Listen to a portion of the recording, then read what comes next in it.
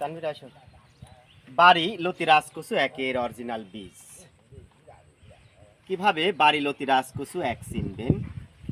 বাড়ি লতি রাজকচু এক চাষ পদ্ধতি। প্রিয় দর্শক, আপনারা দেখেন আমাদের অত্যন্ত মানসম্মত বাড়ি লতি রাজকচু একের অরিজিনাল বীজ।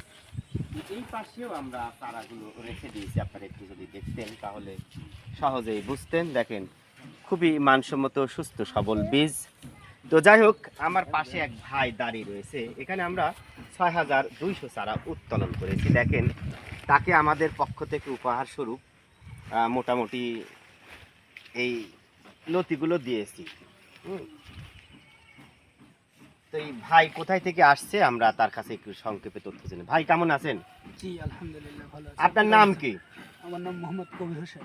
কবির হোসেন। আপনি পেশায় আসলে কি করতেন? আমি একজন ইঞ্জিনিয়ার ছিলাম। ইঞ্জিনিয়ার ছিলেন। এখন হঠাৎ করে এই বাড়ি লতি রাজকচু এক চাষে কেন মনোনিবেশ করলেন? না, আমি চাচ্ছিলাম যে আমি একজন কৃষি উদ্যোক্তা হিসেবে প্রতিষ্ঠিত হওয়ার জন্য। আপনি তো অসংখ্য ইউটিউব চ্যানেল দেখেছেন নাকি?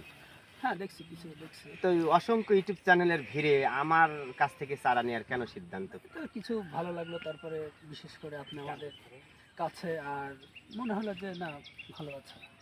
আমরা যে ভিডিওতে দেখাই বা আমরা যে কথাগুলো বলে থাকি বাস্তবতার সাথে কতটুকু মিল পেয়েছে? না, ভিডিও তো দেখছি আপনার চাষ পদ্ধতি, পাশাপাশি গাছগুলো, তো এসে এখানে দেখার পরে আমি চারা নিলাম। চারাগুলো কি আপনাদের যে দিয়েছি পছন্দ হয়েছে? হ্যাঁ আলহামদুলিল্লাহ ভালো আছে। প্রিয় দর্শক, দেখেন লতি ভালো বীজ ভালো ফসল, কেবল সুস্থ সবল বীজ থেকে সুস্থ সবল গাছ এবং ফসল আশা করা যায়। তাই দাম একটু বেশি হলেও আপনাদের উচিত ভালো মানের বাড়ি লতি রাজকচু একের অরিজিনাল বীজ ফুল চারা সংগ্রহ করে রোপণ করা। দেখেন এত সুন্দর লতি আপনারা কোথাও দেখেছেন কিনা আমার জানা নাই। তো যাই হোক, কিভাবে বাড়ি লতি রাজকচু এক।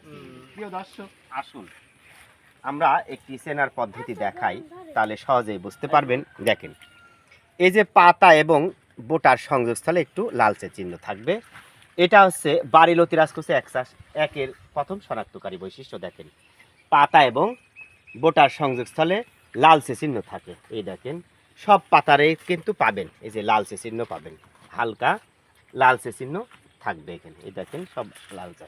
এবং দ্বিতীয় শনাক্তকারী বৈশিষ্ট্য হলো লতিটা একটু চেপটা হবে। দেখেন মোটামুটি ১ হাত লতি হয়েছে এবং এই লতিগুলো আরও বাড়বে। আমাদের এখানে সার ব্যবস্থাপনা খুবই কম আছে, বিধায় লতিগুলো এখনো ঠিক মতো